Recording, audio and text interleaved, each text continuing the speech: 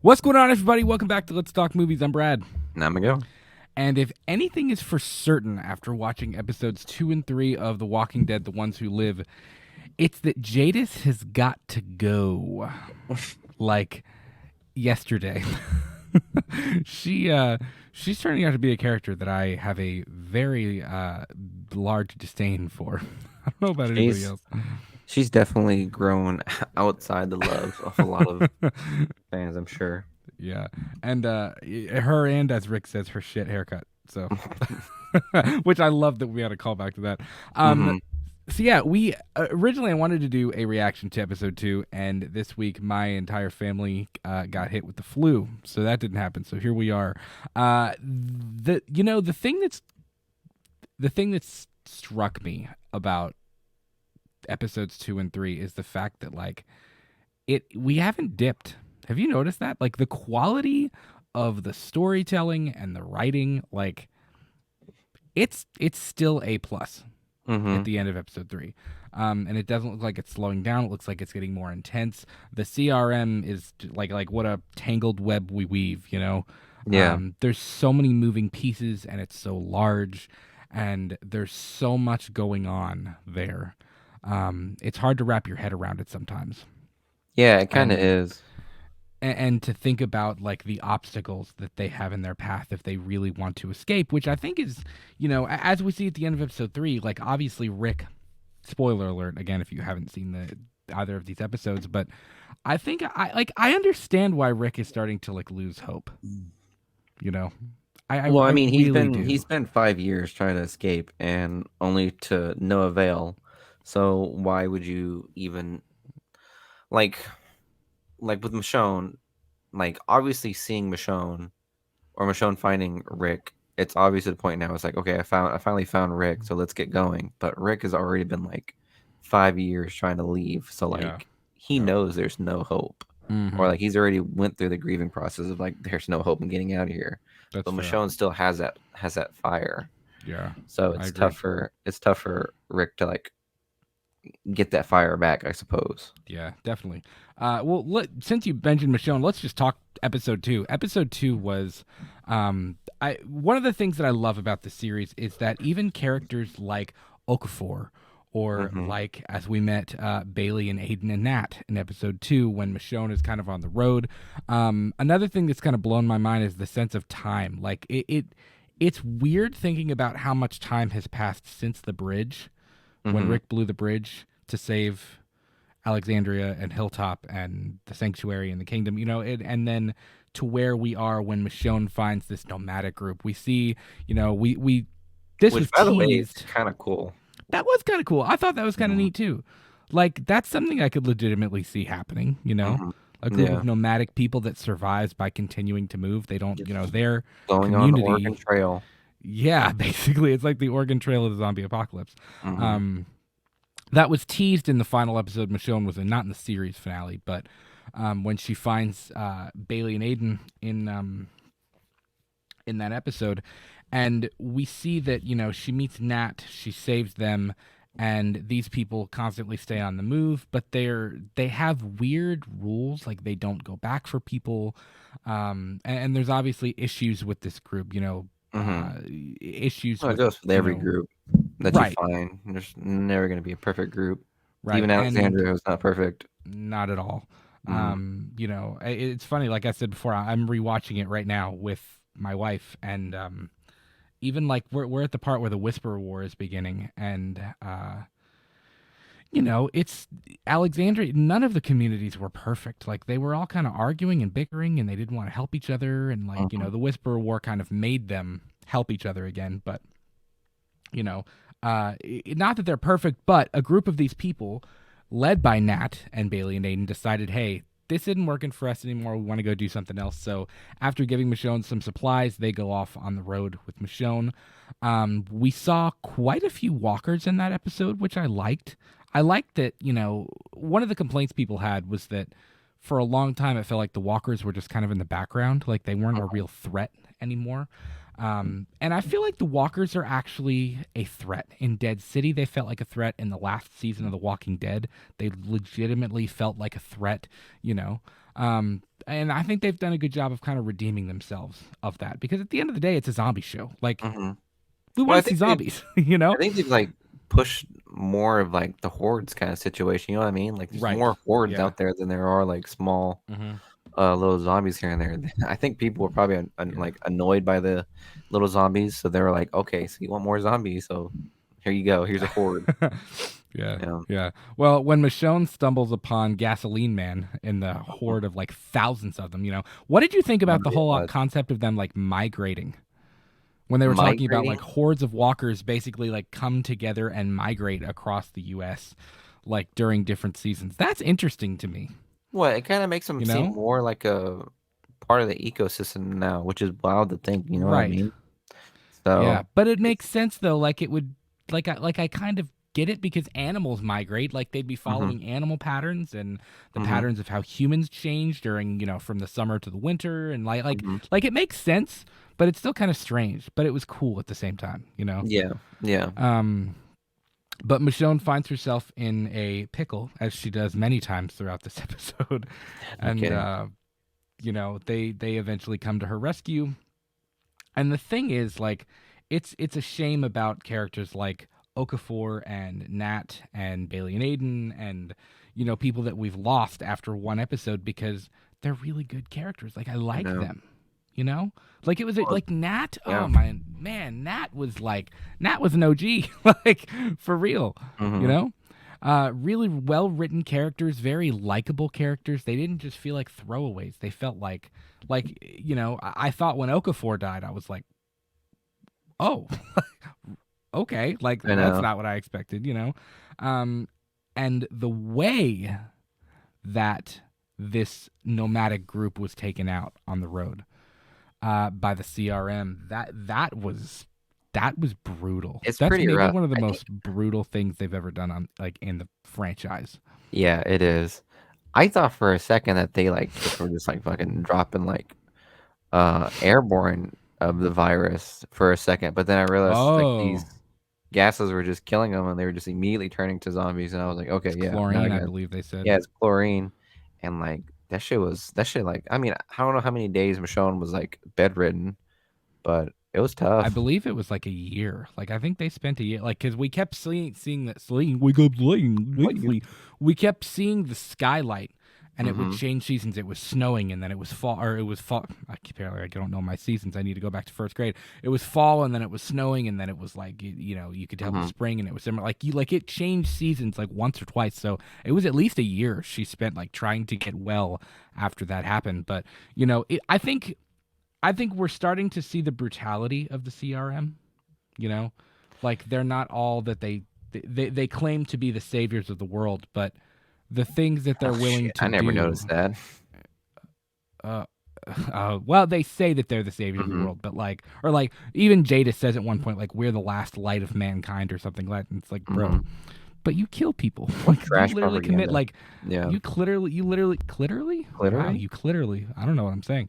You literally commit like mass genocide in order to keep yourself secretive. Like Mhm. is Like that why is keep that a yourself very secretive last though? light of the world thing to do? You Yeah. know what I mean? That's not cool. But essentially we learned that the only reason, the sole reason that they gassed Michonne's group was because they got too close to Philadelphia. Mhm. That was literally that was it. That was the only reason why, Mhm. which is just bizarre to think about because I I mean don't know. that It's like kind of the same way as like I don't know. I mean, the CRM has the same mentality as like Rick and Alexandra, where they don't want people to know that they have this community. Otherwise, like they may take advantage of it. But then it's like, bro, what other civilization is gonna take over like the CRM? You know what I mean? I It's like why keep know. it a secret? Like what's gonna take Yeah. you over? Like Well, and literally nothing. that's what Unless kind it's of just blows gonna my be like mind a and huge that's corral of people. You know, like right. maybe it's like we found out that's like civilization's still around, so they're probably just gonna like be at the wall and like then they have to open the floodgates. You know what I mean? Yeah, yeah. Well, and that's what's interesting to me is like I almost want to be like what are they so afraid of? Mm-hmm. Because they're obviously larger than any community we've ever seen. And the Commonwealth is extremely large. and this far surpasses what the Commonwealth is, and the Yeah. technology and the weapons and the resources, the manpower. Like it's kind of mind blowing in comparison, which Yeah. is why you would think like this nomadic group of people with like homemade weapons and spears, and Like, do they they're really need shooting to be these tiny gassed? little explosive, like, yeah, like you thought they posed that much of a threat to you Mhm. that you you had to drop chlorine gas on them, like, and it's just thinking about that and Omaha and the way that they are with people. Like, I think we're starting to see the brutality and the ways that they don't live up to what they're trying to do. Mhm. And part of me goes back and forth on whether or not I think that at the end of the series, Rick is going to try to change the CRM, or whether or not he's just going to try and wash his hands of it and be I'm done. See, I Um, don't know because they're really pushing the narrative of like Rick trying to save it from the inside out, or to like yep. pull a fucking Daryl or something like that. As you said, Rick's gonna go hop in there and be like, "We are the Walking Dead. We're the Mhm. ones who live," you know, um, and pull his whole like wholesome thing. But yeah, Michonne went through it, to say the least, in episode 2. She really did, She really did, trying to yeah. get back to him. And Nat was a big help. We got to see how she took down the helicopter, which was good. Well, I should say how Nat took down the helicopter, which was kind of cool. Yeah. And I found it interesting that she found Rick once she gave up on trying to find Rick. You know, So that if was you kind of ever a looking for your keys, just fucking give give up, up. quit, Just and pop then you'll up. find him. And then Yeah. you'll find him. And we get the Well, that's kind of similar to how what happened with Rick. You know what I mean? Like he kind of just like yeah. as soon as he gave up and just started doing what he wanted to do, and soon later Okafor had to blow up, and then it was Michonne. Okafor had to blow up, and then Yeah. that's how it worked. You just blow some. When in doubt, blow somebody up. No, I'm Blow kidding. up, yeah. Trent, don't actually take that seriously. I'm just joking.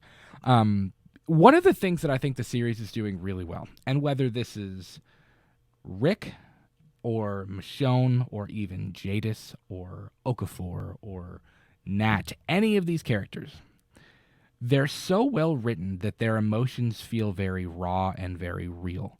When Hmm. Michonne was crying because she knew she had to give up the search for Rick after it came up empty handed, you feel the weight and the rawness of that. When Rick was contemplating slitting his throat with the razor or with the glass in Hmm. his bedroom, like, Yeah. you feel the weight of that. Like, you feel the weight of these characters because they're so well written, and the world around them is so well fleshed out.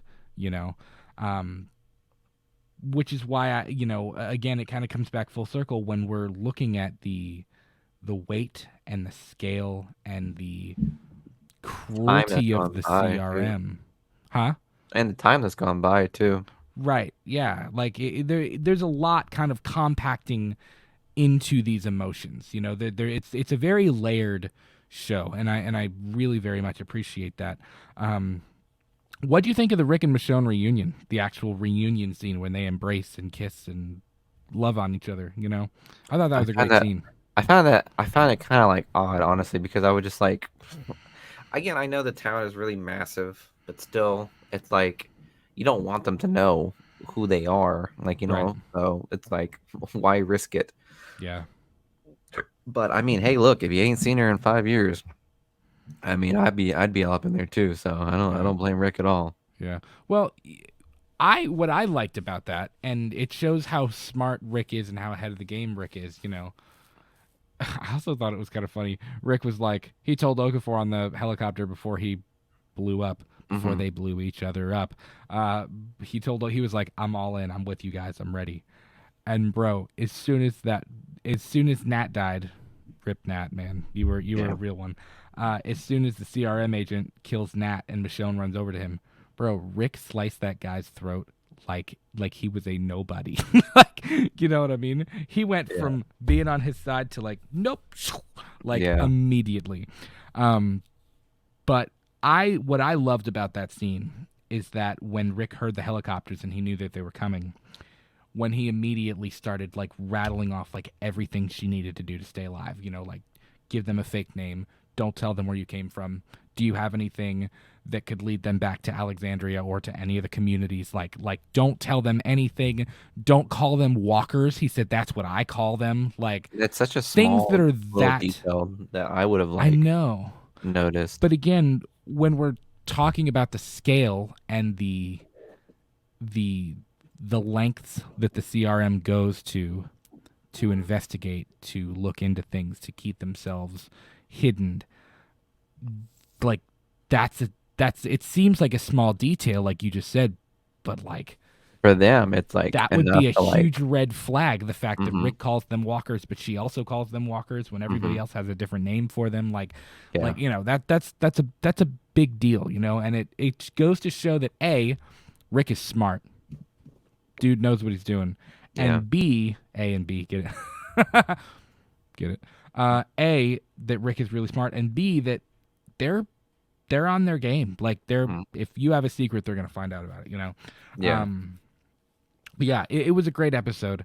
Um, and then of course the Jadis thing at the end, which episode 2 ended with Jadis speaking to Rick. Episode 3 began with Jadis speaking to Rick, kind of the continuation of that conversation. What do you think of her whole like, if she died, if Rick managed to kill Jadis, she's already got like a contingency plan where they immediately like they would find out about the rest of the Light communities. Alexandria. Yeah. She is dirty for that. I mean, like, damn, Dirty dude. like a like Like, a you want like to talk like about tread like, marks in your underwear dirty. yeah, you want to talk about like some Game of Thrones type of shit. It's like everything has a contingency for everything. It's like Yep. every move you make is like Yep. hindering on something else, and it's like Yeah. you're almost too scared to see what move either one of them does next because they don't know what the Mm-hmm. ramifications are going to be. Yeah. So it goes to show like how well Rick understands that and honestly fears it, which is why Yeah. he does make the decision to try to trick Michonne into going on Right. her own. So, no, it's Yeah. it's it's it's it's some scary shit right there. That's some shit that like Yeah. that's so meticulous. It's like how can I say like even Negan wouldn't have had like a plan that deep Oh no. for yeah No. for something of Yeah. that And nature. You know what I mean? Negan had some planned out Mm-hmm. sneaky things, you know what I mean? Mm-hmm. Yeah. But this is a whole other level of intelligence and planning, and it's pretty scary, and it's those types of layers that we're pulling back on the CRM Mm-hmm. that make it even more scary.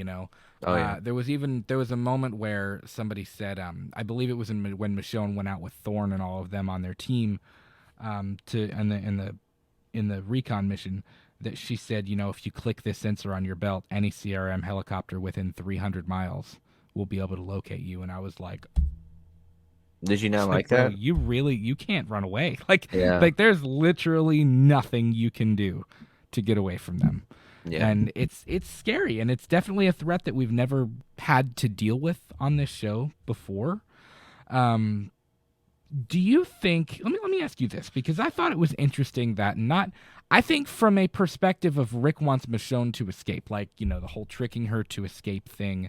Him telling her in that letter, "If you love me, you'll go, because this is the only way you'll get back to Judith. This is the Mm-hmm. only way that you can go home, is if I stay." Do you think Rick is really buying? Like, is he drinking the Kool Aid at all? Is he sipping on the Kool Aid? He's not chugging it, but is he sipping on it? No, Like, do you dude, think it's he's buying fucking. into it, or is it really just for the It's literally sake just. It's of? just. It's just straight up fear, dude.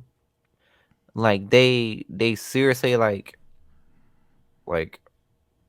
inject or like indoctrinated his mind to the point where he's like literally no matter what I do, like they're gonna find me or something's gonna happen. Like they push that narrative of like if you were to escape, Alexander's done for. So knowing that Yeah, Michonne's there, he knows that if they know that Michonne is Rick's wife, they can trace it back to Alexandria, and then Alexander is done.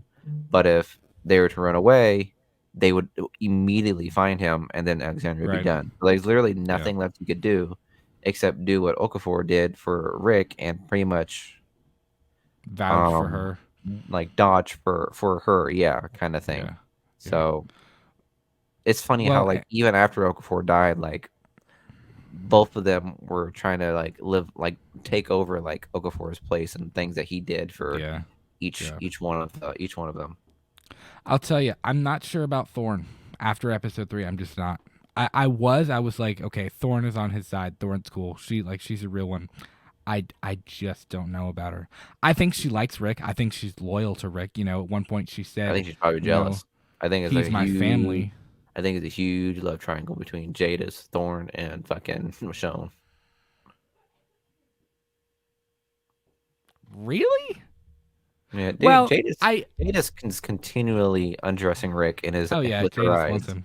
Yeah. Well, even in the at the ending scene when she shows up and she's like, "I'm your commanding officer now," whatever. Hmm. When she Rick like walks up to her or whatever, and they're talking, and she's like, "I have a really nice cabin," and she like runs her finger on his chest, and she's like, "You should come see it sometime," and he's just like, oh, he like walks away or whatever. Um, I love that Jadis also in that moment said she hasn't noticed me yet, and then Michonne looks over and kind of gives her a funny look, and Jadis goes, "Oh, there it is." And Michonne was like, "Jadis?" Rick said, "Don't worry about it," and he grabbed her. Uh, Well, it's because I don't think Michonne knew that Jadis was involved in all oh, this she had either. no Like idea. No, she had no nobody idea. knows that she's involved in this. No, And it's hilarious to think that that Jadis came from like the trash people. You know what I mean? I know. Yeah, Yeah, literally came from the which trash people and is now a commander in the CRM. I'm glad you mentioned the garbage people. As Negan says, those filthy garbage people. Hmm. um, but you mentioned the filthy garbage people, and we got the flashback at the beginning of the episode where we see shortly after Rick is recovered from his injuries, Jadis is there with yet again a different haircut that still looks strange. I don't know. She can never have just like a normal haircut. Anyways, we see Jadis and she's there in the market in the city. They're walking around. Rick is with the rest of the consignees, and she's like, like she really believes that she saved his life and did the right thing. Hmm. But as he says to her in the street, he's like, "You brought me somewhere that I can't leave. Like you trapped me here." You know? And of course then she looks at him and she's like, "Did you want me to leave you to die in the river? Like on the edge of the river? Like, Hmm. what would you have preferred me to do? Leave you to die or I mean, do you think she did the right thing in trying to save him? Because I think trying to save him was genuine. I mean, if you go back I think and for the watch plot, yeah, fuck. because of that plot armor, duh. Hmm. No, but like I think her trying to save him was genuine because even well, I mean, I don't know. I think what she's a does she double have to crosser. gain from what does she have to gain from bringing Rick over there other than to just save him? There really isn't much. Well, there's her entrance. That was her price. That's why she was trying to get Negan, and that's her price into. It's like straight up. If you really think about it, it's human trafficking. It's bartering using people. Like that's why that is why the CRM was bringing the garbage people resources and food was because she was trading people to the CRM. Like she was going to trade Negan to the CRM in exchange for resources. She Yeah. exchanged Rick to the CRM for resources or for her entrance as a citizen into the CRM. And of course she worked her way up in the military from there, but like it straight up it's human trafficking, like which is kind of wild that that's even a theme that we're tackling in I this, know. but it is. I mean, they exchange humans for humans essentially and for resources, and it's like That's some it, deep in stuff right all there. honesty. It's not really any better than what Negan did because Negan basically didn't give you a choice but to join. Like you had to join Negan. Hmm. You didn't have a choice. If you chose not to, you died, as we Hmm. saw with Glenn and Abraham. Um, but yeah, I don't. I think she was. I think that it's two things. I think she knew Rick was her ticket into the CRM, but I also know that I do think part of her it was genuine in because she even when she throws the gun in that episode when the helicopter arrives, she says, "No, it's not a trick, not anymore." And she said, "I know I told you I have an A, but I really have a B. And they said, "Why?" And she said, "I'm trying to save a friend who saved me." Because Rick didn't have to go get her. After Hmm. Simon and the rest of the Saviors killed all her people, Rick didn't have to go back for her, but he did. Like, he Yeah. tried to include her, he tried to make her a part of things after the Saviors War, Hmm. and she shows otherwise, you Yeah. know. But yeah, she's an interesting character, and I like the character. She's a good character, but she's one of those characters where you're just like, I really don't like you, in I a don't good know. way. You I know what kind I of mean? like to not hate her. I kind of like to hate her. She's pretty. I know Yeah, that's what I'm she's a pretty saying. good. She's a Yeah, pretty interesting villain because she has layers her to her character. So she's not like one right. dimensional. Like she's just some Yes, bad. Like the commander. You know what I mean? Like yes. the whole captain, whatever his name is. I forgot what his name was. Beale. Yeah, as opposed to Yeah. Beale, who is just he's just bad because he's part of the What big do you think of CRM. him? Well, that's what I mean. Like he's pretty one dimensional in regards to like a villain, because there really isn't much to know about him other than some small expositions that he does, as opposed to Yeah, Jadis, who has been bad, good, and then bad again, yeah. She's or been on like every side of on the the fence. fence. Yeah. So now we know what side of the fence she's playing, and it's Right. interesting to see how she's going to react through it all. Maybe she turns at the end. Maybe she doesn't. Maybe she always worked with Okafor, but maybe she wasn't. Like that kind of thing. You know what I mean? Yeah, Because yeah. I don't know. I That's still don't understand what the hell was going on with Okafor. Like I know he was trying to like fix it from within, but like I mean, was he the only one that was trying to do it? apparently I don't. I guess I don't know. Yeah. It's really interesting. And like In why terms is of that whole thing. yeah, and it's like why is Thorn acting all weird now after being promoted, which means Jadis talked to Thorn about something, and Thorn said, "If you knew what I knew now," it's like, well, what the fuck did Jadis Well, say? that's my thing is so we know that when you move up to a certain point as like an Hmm. officer or whatever You with the get CRM, you get the echelon briefing. That's what it's called. you get the The Kool Aid. echelon That's briefing. what Yeah, happens. they force feed you the Kool Aid. It's Yes. great, but it's great. Uh, but you get this echelon briefing. I want to know what's in that briefing because Thorne was not drinking the Kool Aid before it. And she said after she heard it, like her entire character changed, and she was like, "Rick, you don't understand. This is the greatest thing. It was the greatest thing Yes. you've. No one knows greater things than I do because I've heard the echelon briefing. It's incredible. It's great. Nothing's ever been better." Uh, but essentially, she just completely flips, and she's like, "This is this is amazing. This is great." And we learn that Jadis even says at one point in the first flashback when she's talking to Rick in the market in Hmm. Philadelphia, Hmm. she says, they have 500 years worth of like plans to rebuild civilization. You know what I mean? Like, Yeah. to kill all of the dead. Like, it's just it's very large, and I think there are still things. That's another thing that the series has done really well is it keeps you asking questions. Like we're slowly unraveling the rope to Well, reveal it's world things building right more and now more. essentially, and it's Right. like laying the plot. Yeah, So, you're laying the pipes down, mhm, laying just laying down you're that laying pipe. you're laying down that pipe. You got to.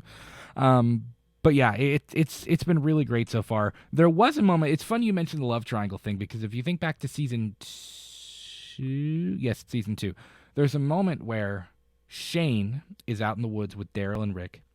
They're looking for Sophia, Oh and yeah, and he Shane like, gets Rick in his sights, and he's kind of hmm locked Rick in his sights, and he's like he wants to shoot him, and Dale interrupts it, and Dale finds Shane like, you know, eyeing hmm Rick down. Did you catch the similar thing with Thorne and I Michonne mean, and yeah. Rick? I mean, it's It was obvious a that like, very similar moment. hmm because let me think. Because why is Thorn trying to? Why would Thorn want to try to kill Michonne? Because she's an A, right? I That's think she sees essentially her what as a it was. threat. Well, I mean, that's technically what an A is, right? Right. Somebody who's a So, leader. and she doesn't want to be replaced at this point in time. Yeah. And I think Rick notices that, which makes it all the more nerve wracking for him because Right. Michonne obviously isn't one to like follow. She's one to take lead, Yeah. and it's hard to hide that attribute, especially in an environment like that. So Exactly. for Thorne to see that through Michonne almost immediately, Rick is going to be under assumption that like Michonne is almost always going to be in danger as long as she's in the Yeah. CRM. Yeah. So, Yeah. It's really well done. And then we get the moment where they're on their way back to bro, after by the Rick kind of way, tells her. fucking them like making out like fucking after the explosion, dumb, I thought that was dumb. strange too. I All was I was like, just gonna imagine is Thorne watching through the scope. Like, I thought the same thing. I was like, the entire time they're sitting there like, I was like, I you know. guys are gonna get caught. There are other like agents out here. Like you guys are gonna get caught Mm-hmm. easily, and then you're gonna have Mm-hmm. to kill somebody because they saw you sitting there locking tongue. You Mm-hmm. know, it's just funny. Anyways, what did you think of the cliffhanger ending when Michonne grabs Rick and throws them both out of the helicopter? I was like, what? She said, What? she I said, was she said, like, she said, Daito, I'm sorry. it's like, are you shitting me? Really? There was literally Like no plan behind that either, other than the fact of just zero dying. plan. There was Yeah, zero plan yeah. behind that at all. I was like, did I they don't think really just dive out it of was a in a storm helicopter? too. Like, Like Michonne would I have know, known where like, she was dropping to. yeah, like I don't know. Very, very interesting plot point, and It's gonna be interesting to I'm see how they yeah, return. You know what I mean? yeah. Like, I would love. how are they gonna return after that? Like, they both fell out of a fucking helicopter intentionally. I'm dying to know how that moment resolves because that you would think it would just be splat like on the straight up on the ground. No, they survived. Um, So, but yeah, I don't know. We'll have to see in the next episode. But it's been great, man. I loved mhm. all 3 episodes of this show so far. It's been really special, and we've got 3 more. We're halfway there. So We're there. Yeah, that's halfway there. insane. We're Yeah, halfway there. I know it's Oh! like 3 weeks, but Jesus Christ, dude, I'm not used to the whole waiting every Having week now. I Yeah, I'm know. not Yeah. used to it. It sucks balls. I know. Fuck you, Walking Dead. It's crazy. But guys, please let us know your thoughts on episodes 2 and 3 of The Walking Dead, The Ones Who Live. Let us know your predictions for episode 4. What do you think is going to happen? How do you think Rick and Michonne are going to survive throwing each other out of a helicopter Mm-hmm. in the middle of a severe thunderstorm? Let us know because your guess is as good as mine of how That's they get true. out of that situation. So you can follow us on Twitter, Instagram, TikTok, and Threads at LTM Podcast KY. If you haven't joined our Facebook group, the Let's Talk Movies YouTube channel / community page, you can type that into your Facebook browser thingamajig eyeglass space glass shit. Your World Wide Or, Web. yes. Put it in MySpace, whatever. But you can put that in Facebook and we will let you in that group. We do 3 shows here at the channel, Purely and Simply Evil, where we take deep dives into horror classics, the Let's Talk Movies podcast, which is our main gig, and then Classic Revisited, where we watch some of our favorite films of all time, do live watch-alongs of them. So we love you guys so much. Thank you so much for joining us, and we'll talk to you soon. Peace. Peace.